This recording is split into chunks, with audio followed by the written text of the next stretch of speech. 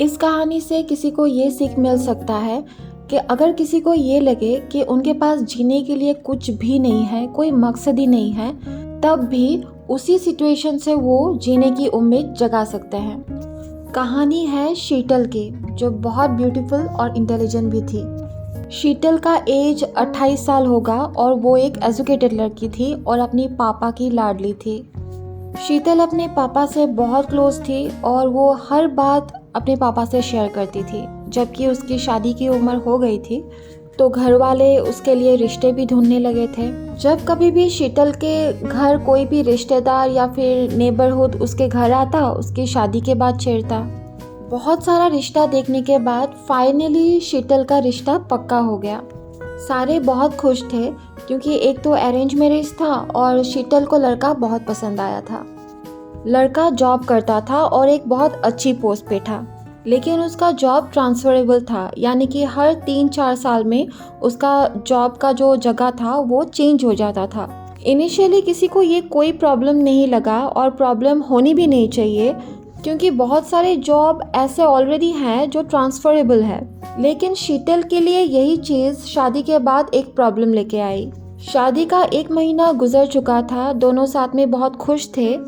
1 महीने तक तो जॉब का ट्रांसफ़र नहीं हुआ था, लेकिन ठीक 1 महीने बाद उसके हस्बैंड का जॉब ट्रांसफ़र हो गया किसी ऐसी जगह में जहां धूल मिट्टी के अलावा दूर दूर तक कुछ दिखाई नहीं देता है।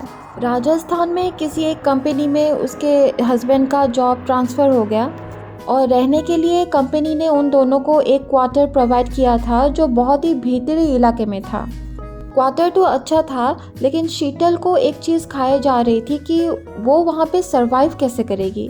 शीतल के हस्बैंड को कंपनी के तरफ से एक गाड़ी भी दिया गया था, जो वो सुबह ही जाते हैं और रात को घर वापस आते हैं, और शीतल पूरा दिन घर में अकेली रहती थी। 2-3 दिन तक तो फिर भी थोड़ा ठीक था, नया घर था, नया माहौल था, उसको अच्छा लग रहा था। लेकिन उसके बाद धीरे धीरे वो बहुत परेशान रहने लगी, क्योंकि वो बहुत ज़्यादा लोनली फील करती थी और आसपास में भी कोई ऐसा नहीं था जिसके साथ वो बात कर सके।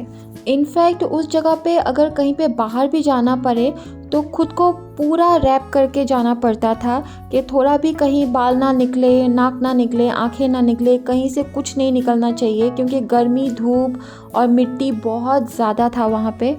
जबकि शीतल अपने पापा के साथ बहुत क्लोज थी और सारे बातें और अपने प्रॉब्लम्स शेयर करती थी, तो शीतल ने अपने पापा को मेल किया और उस मेल पे उसने अपनी सारी प्रॉब्लम्स और परेशानियाँ लिख डाली। और उसे पूरा कॉन्फिडेंट था कि उसके पापा उसके लिए एक सलूशन ज़रूर निकालेंगे। अगले वीडियो में आप सुन सकते हैं कि किस तरह से शीतल के पापा ने उसके लिए सलूशन निकाली। यहाँ तक अगर आपको ये कहानी अच्छा लगा और आगे की कहानी अगर आप सुनना चाहते हैं तो इस वीडियो को लाइक एंड सब्सक्राइब ज़रूर कीजिएगा, और आगे की कहानी जानने के लिए नोटिफिकेशन के बेल को भी ज़रूर क्लिक कीजिए, क्योंकि मैं नेक्स्ट वीडियो जब भी अपलोड करूँगी आपको नोटिफिकेशंस मिल जाए।